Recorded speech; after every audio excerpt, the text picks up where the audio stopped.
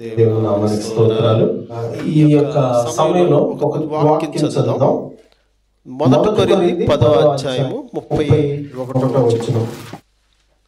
మొదటి కొరింథీ 10:31 చదవండి. కాబట్టి మీరు భోజనం చేసినను పానము చేసినను మీరేం చేసినను సమస్తమును దేవుని మహిమ కొరకు చేయుడి. చిన్న ప్రార్థన. ప్రేమగల మా తండ్రి, మీ వాక్యాన్ని చదువుకొని ఇక్కడ మా ప్రియులు ఎంతో ఆశగా వచ్చారు. దీవించి ఈ మాటలు మా మనకిలో దీవించమని మీరే సహాయం చేయండి. మమ్మల్ని మాతో మాట్లాడి బలపరిచి మీ వాక్యానికి విధించి మనసు అందరినీ దయచేయండి. మరి సేవకులు రెవరెండ్ సుమందాస్ గారిని బట్టి వందనాలు. వారు నడిపిస్తున్న ఈ యొక్క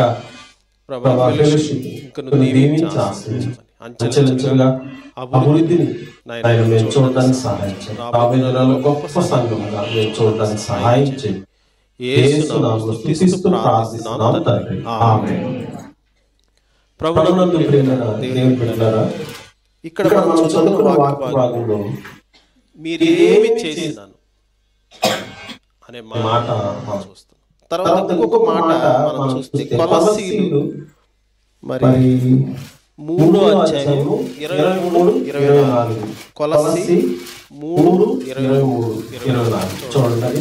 ప్రభువు వలన స్వాస్థ్యముగా ప్రతిఫలముగా పొందుదమని ఎరుగుదము గనుక మీరేమి చేసినను అది నిమిత్తము కాక అది మనుషుల నిమిత్తము కాక ప్రభువు నిమిత్తమని మనస్ఫూర్తిగా చేయుడి. ఈ సమయంలో దేవుడు మీకు ఇచ్చిన ఏదైనా ఇప్పుడు మిమ్మల్ని ఒక్కొక్కరిని మీరు ఏం చేస్తున్నారంటే పలానా చోట పని చేస్తున్నాం అంటే చాలా సంతోషం.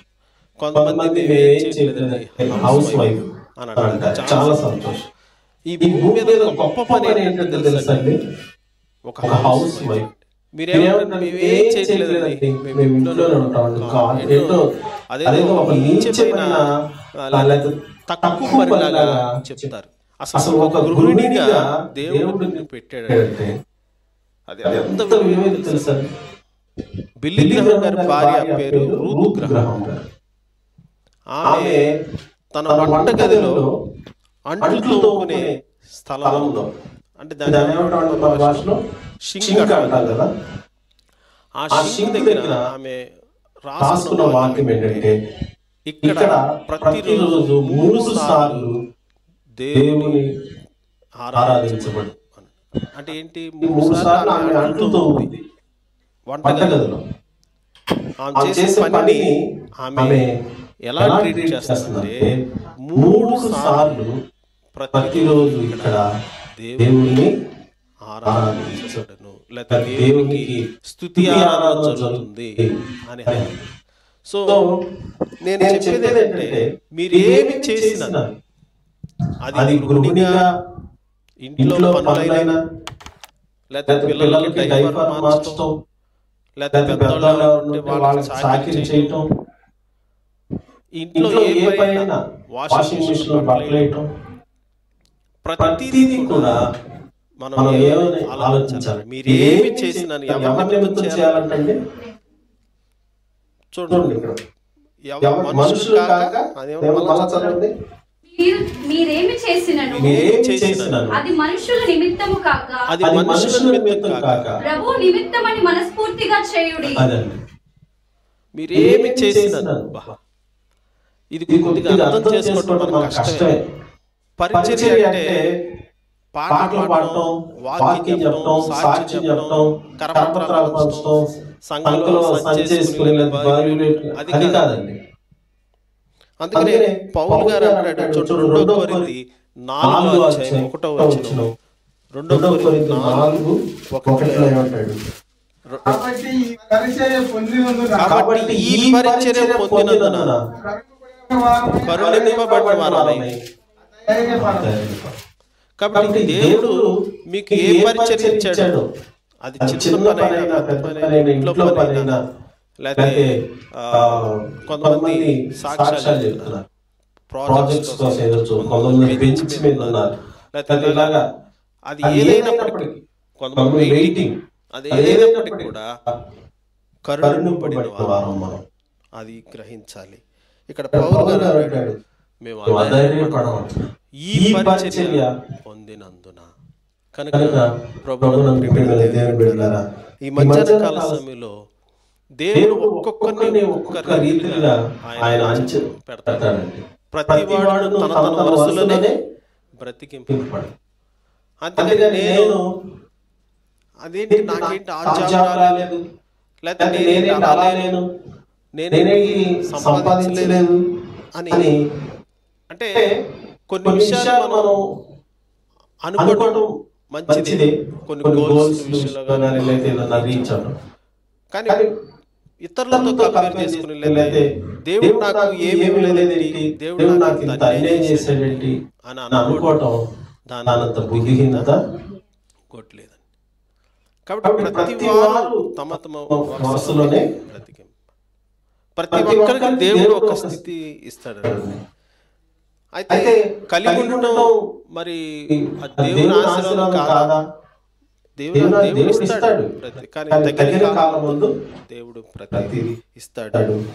కాబట్టి మనం చేయవలసిన పనులు కొన్ని చేయాలి, అది మినిమం అన్నమాట. కాబట్టి మీరందరూ మరి ఏది చేసినా, ఈరోజు మన కాన్సెప్ట్ ఏంటంటే మీరేమి చేసినాను అది ఎవరి నిమిత్తం చేయాలండి? ఇది అర్థం చేసుకోవడం మనకి డైజెస్ట్ అవ్వడం కష్టం. అందుకని పౌలు గారు మరి 2 కొరింథీ 4వ అధ్యాయంలో ఆయనకి పరిచర్య గురించి అర్థమైంది కాబట్టి ఆయన ఏమంటాడంటే 4వ అధ్యాయంలో చూడండి 16వ వచనం ఏమంటాడు, ఆయనకి అర్థమైంది కాబట్టి కావున మేము ఆధారపడము, మా బాహ్య పురుషుడు కృషించుచున్నను ఆంతర్య పురుషుడు మరి మన పాస్టర్ గారు డైలీ అదేంటంటే డివైన్ డైట్ 3D మేము 2007వ సంవత్సరంలో ఆత్మీయ ఆరోగ్య శిబిరం అని పెట్టాం విజయవాడలో ఒక చర్చ్, అక్కడ కరుణామయ. దాని స్పీకర్ గా మేము పిలిచాం మీ పాస్టర్ గారు 2007లో. ఆత్మీయ స్పిరిచువల్ హెల్త్ క్యాంప్ మీరు కూడా పెట్టుకోండి. మీరు ప్రతి ఆదివారం spiritual health, daily divine diet. అబ్బా ఎంత మంచి మాటలండి, ఎంత మంచి జీవాహారాలు, దేవుని వాక్యం. మనుషుడు రొట్టె వలన మాత్రం మన దేవుని నోట నుండి ప్రతి మాట వలన జీవిస్తాడు. కాబట్టి మీరు బైబిల్ చదవటం లేదా దాన్ని ధ్యానించటం మర్చిపోవద్దు. రోజు కనీసం 1-2 వచనాలన్నా మీరు గుర్తుపెట్టుకోవడానికి ప్రయత్నించండి. కొన్ని నోట్స్లో రాయండి, కొన్నిసార్లు వాక్యం కూడా రాసుకోవాలన్నమాట. సో కాబట్టి ఇక్కడ ఏమంటాడంటే పౌలు గారు, కావున మేము అధైర్యపడము, బాహ్య పురుషుడు దినదినము కృషించున్నాను, ఆంతర్య పురుషుడు దినదినము డే బై డే మన అంతరంగ పురుషుడు డెవలప్ అవ్వాలండి. ఇది మన ఆత్మీయ కోణం. పౌలు గారు అంటాడు, బాహ్యంగా నిజంగా శారీరకంగా ఎన్నో బలహీనతలు మనకి. ఎందుకంటే మనకి ఎంత డాక్టర్ అయినా రావడం ఉంటుందండి. అసలు డాక్టర్స్ రావాలి ఎన్నో ఉంటాయి, అది చెప్పరు. డయాబెటిక్ ఉంటుంది, లేకపోతే షుగర్ ఉంటుంది, బీపీ, థైరాయిడ్ ఉంటుంది. అసలు సిగరెట్ తాగుతారండి డాక్టర్స్. తర్వాత ముందంటే లేని వాడు మనం తాగదంట. డాక్టర్ కదా, ఆయనకి కొన్ని మినిమం మనం తెలియాలి కదా, కానీ వాళ్ళే మరి ఆరోగ్య విషయంలో ఎంతో నిర్లక్ష్యంగా ఉంటారు. సరే ఏదైనప్పటికీ ఇక్కడ పౌలు గారు ఏంటంటే చూడండి, బాహ్య పురుషుడు ఆంతర్య పురుషుడు దినదినము మన యొక్క వైఖరి, ఈ పరిచర్య పొందినందున అది అర్థమైంది కాబట్టి ఇక్కడ అంటున్నాడు. మళ్ళీ ఇంకా చదవండి 17వ వచనం కూడా, మేము దృశ్యమైన వాటిని చూడక అదృశ్యమైన వాటినే నిదానించి బాబా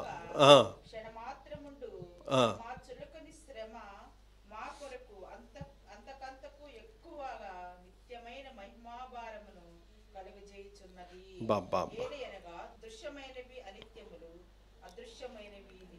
బాబా చూడండి, కనబడేవి అనిత్యాలంట, కనబడనివి నిత్యములు.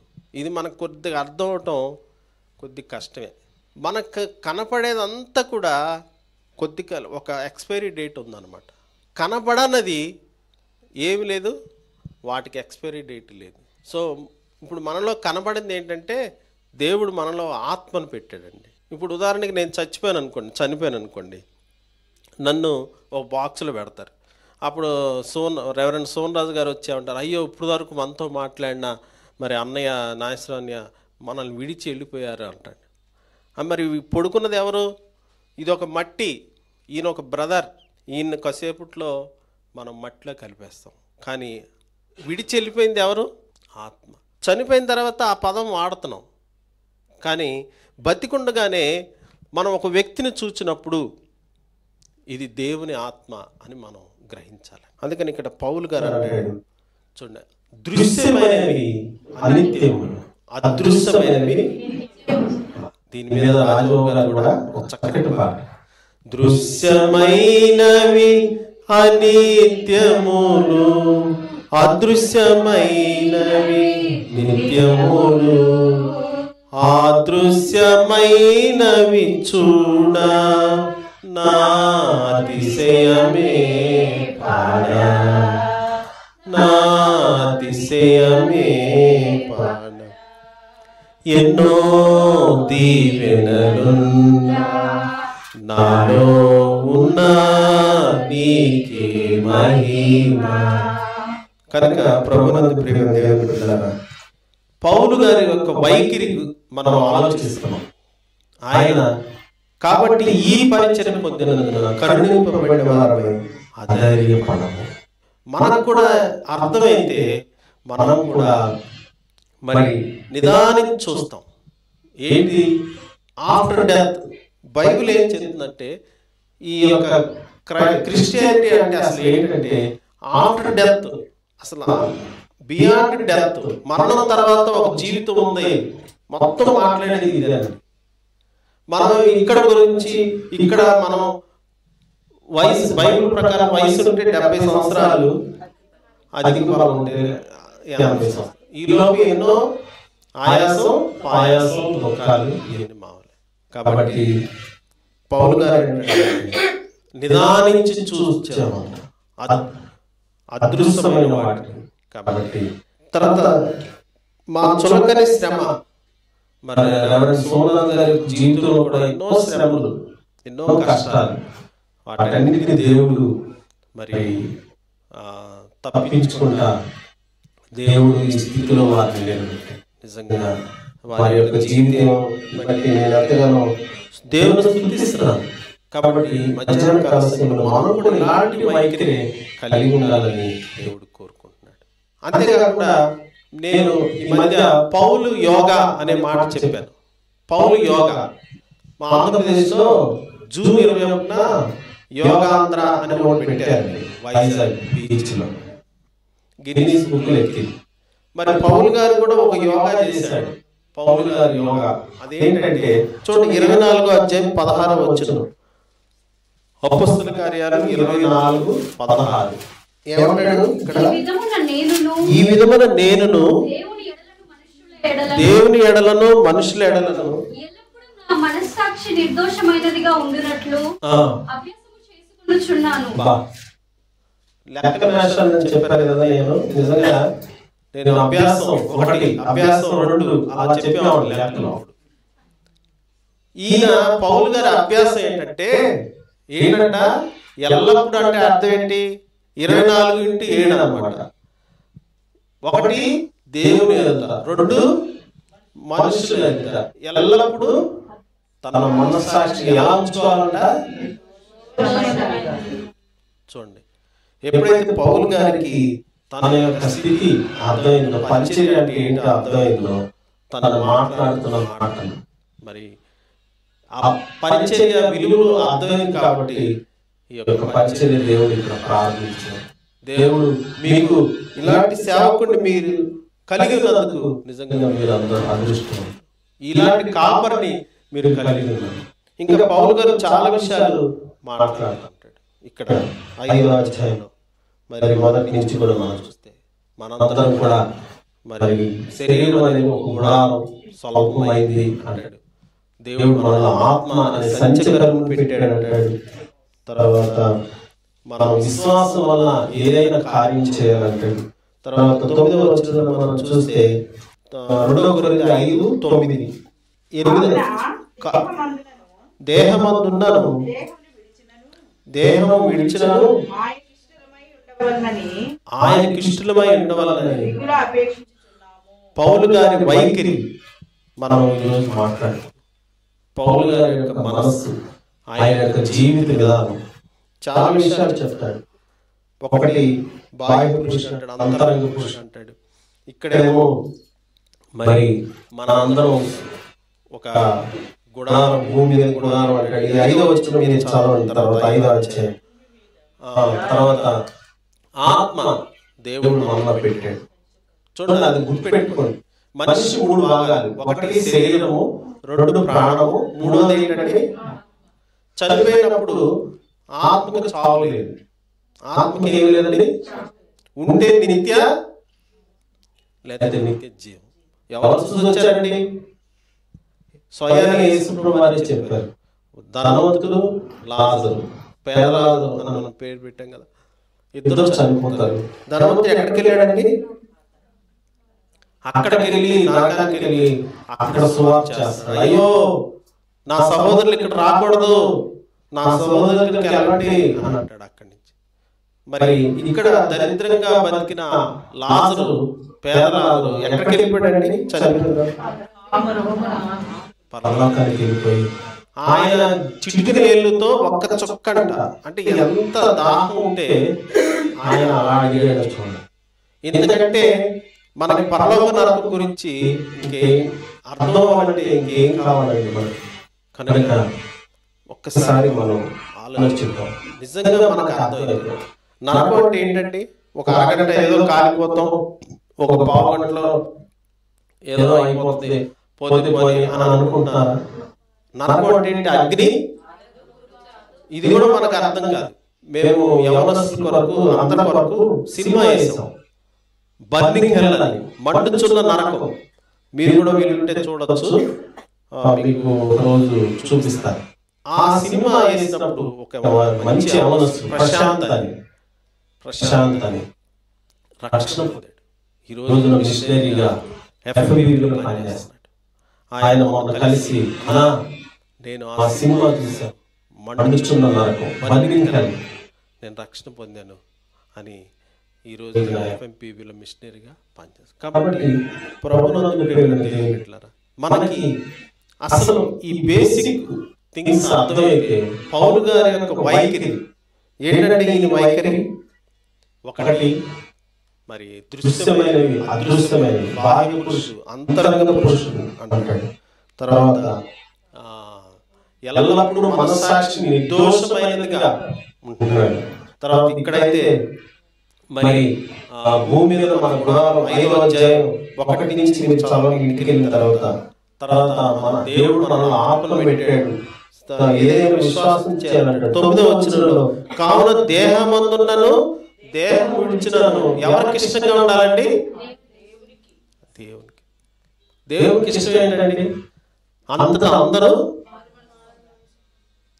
అసలు దేవుని యొక్క మేనిఫెస్టో తెలుసా? ఎన్నికలు రాగానే మనకు మేనిఫెస్టో ఉంటుంది కదా. మరి దేవుని యొక్క మేనిఫెస్టో ఏంటో తెలుసా? అంటే దేవుని గురి ఏంటో తెలుసా? చూడండి, యోహాను సువార్త 10వ అధ్యాయం 16వ వచనం. యోహాను సువార్త 10:16. ఈ దొడ్డివి కాని వేరే గొర్రెలను నాకు కలవు, వాటిని కూడా నేను తోడుకొని. ఈరోజు నూతనంగా కొంతమంది వచ్చారు, నిలబడ్డారు. నిజంగా పాస్టర్ చక్కగా ఇన్వైట్ చేశారు. ఈ దొడ్డివి కాని వేరే గొర్రెలు మన ఇంట్లో ఉన్నారు, మన ఇంటి పక్కన ఉన్నారు, మన సందులో ఉన్నారు, మన పేటలో ఉన్నారు. వారు కూడా ఈ సన్నిధికి, దేవుని సన్నిధికి తీసుకురావాలి. దేవుడు విడిచిపెట్టిన ఆ పనిని అది నువ్వు నేను పూర్తి చేయాలి. అందుకని గొర్రెలను కనాలి. ఒక నూతనమైన గొర్రె రావాలంటే సంఘానికి మీ ద్వారానే వచ్చిన గొర్రెలకి మరి ఆహారం పెట్టేది ఎవరండి? పాస్టర్ గారు. ఆ గొర్రెలు కాసేది పని, ఆహారం పెట్టేది పాస్టర్ గారు. కాబట్టి మీ ద్వారా సంఘానికి కొంత మేలు జరగాలి. ఒక నూతనమైన వ్యక్తి పరిచయం అవ్వాలి. ఒక నూతనమైన కుటుంబాన్ని తీసుకురావాలి. కొంతమంది ఎన్నిసార్లు మేము చెప్పినా రారండి. టైం కూడా చక్కగా మెయింటైన్ చేస్తున్నారు. కొంతమంది సంఘంలో 3.5 గంటలు 4 అవర్స్ అండి. మాకే బోర్ కొట్టింది. కొన్నిసార్లు మేము సంఘాలకి వాకింగ్ చెప్పడానికి వెళ్తాం. దాదాపు అన్ని చోట్లకి వెళ్తా ఉంటాం. మరి దేవుడు చక్కగా డిసిప్లిన్ గా టైం టు టైం క్రమం అండి. దేవుడు కూడా కోరుకునేది క్రమం లేకపోతే దేవుడు అక్రమం చేయవారు. అసలు మీరెవరో నాకు తెలియదు. అక్రమం అంటే మనం ఏదో అనుకుంటాం. టైం మెయింటెనెన్స్ కూడా ఇంపార్టెంట్. మనం కట్టుబడి ఉన్నప్పుడు దాన్ని ఫాలో అవడం చాలా ఇంపార్టెంట్. అంటే కొన్నిసార్లు ఫ్లెక్సిబిలిటీ ఉండొచ్చు, చేంజెస్ ఉంటాయి, వేరే విషయం. కానీ క్రమం అనేది.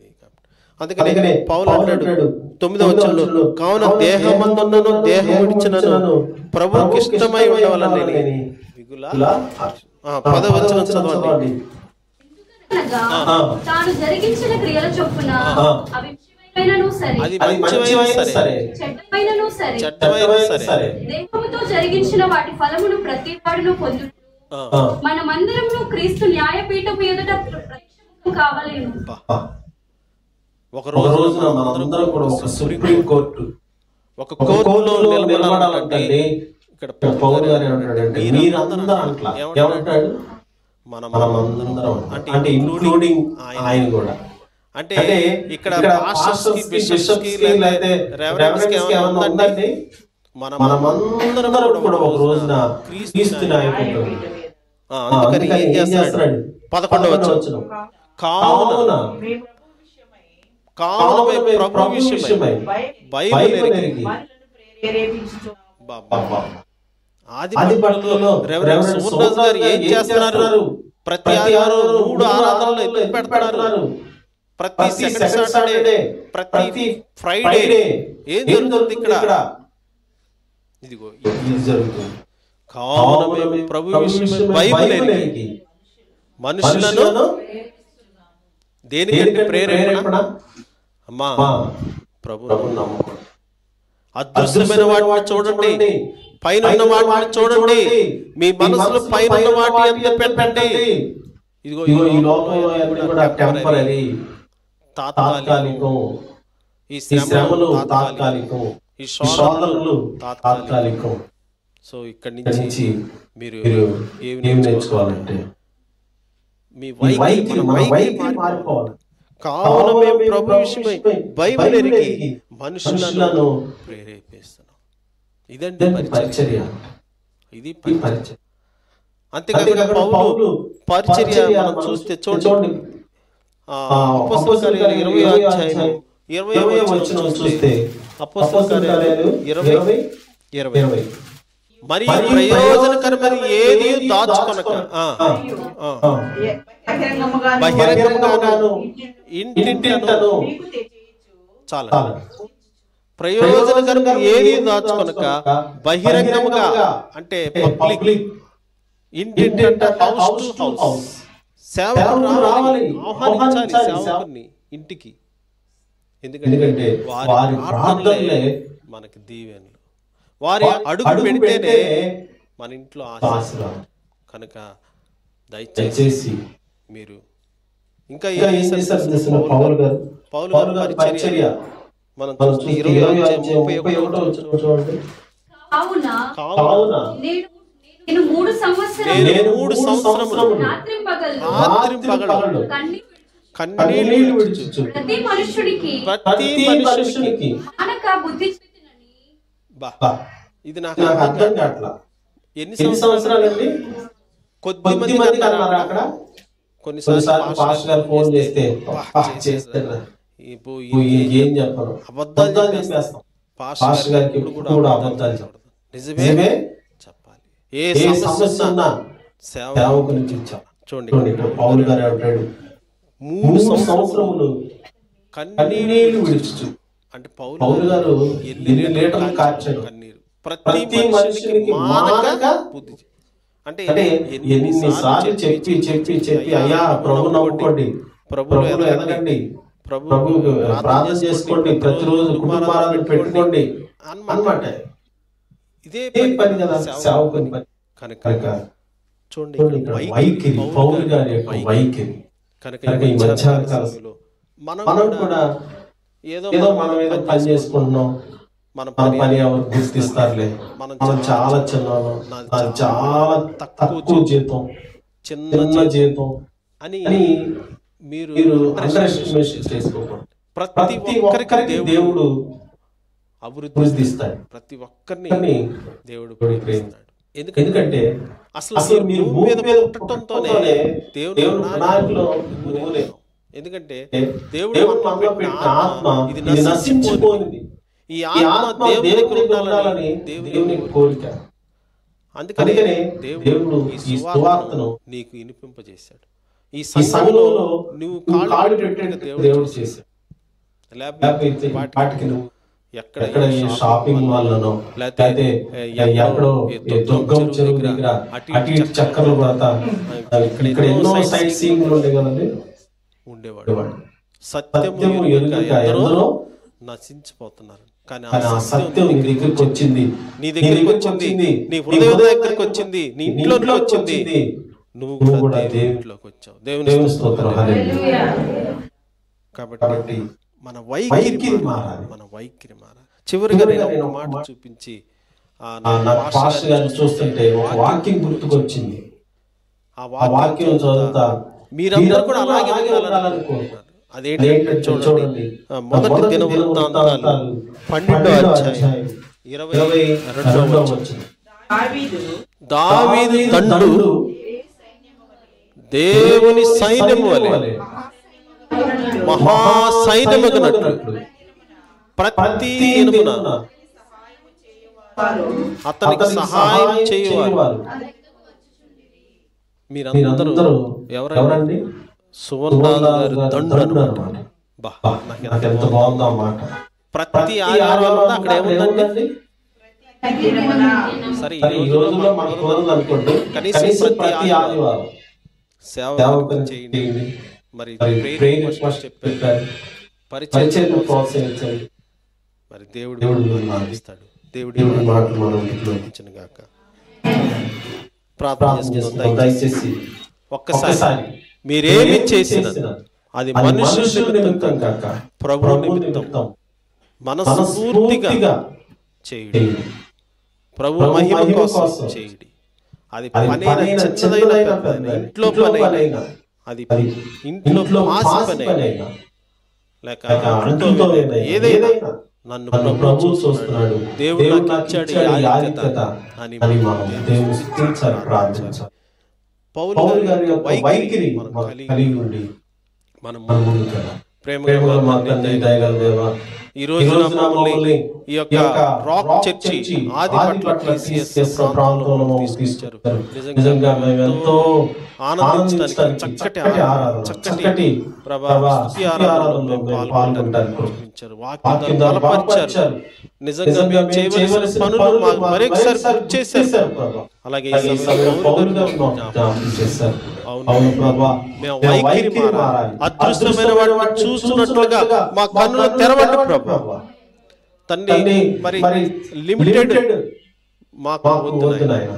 చిన్న చిన్న విషయాల్లో మేము కంగారు పడిపోయి ఎంతో టెన్షన్ పడి ఇది లేదు కంపేర్ చేసుకుంటా మేము ఆయాసపడిపోతున్నాం నాయన. అలా వద్దు.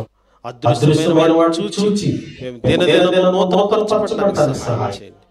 అనేక మంది ప్రేరేపణ చేసి ఈ యొక్క సన్నిధిని ఆహ్వానించడానికి మాకు సహాయం చేయండి. మాకు ఇచ్చిన మంచి సేవ కాబట్టి వందనాలు. ఆనాడు దావీదు దండు లాగా ఇక్కడ సోమరాజు గారి యొక్క దండు ప్రభు మీకోసం నిలబడుతుండగా ప్రతి ఒక్కరిని బలపరచండి. ఈ ప్రాంతంలో గొప్ప సైన్యం మేము చూడడానికి సహాయం చేయండి. మీకు వందనాలు చెల్లిస్తూ యేసు నామములో ఈ ప్రార్థన పెట్టుకుంటున్నాను. ఆమేన్.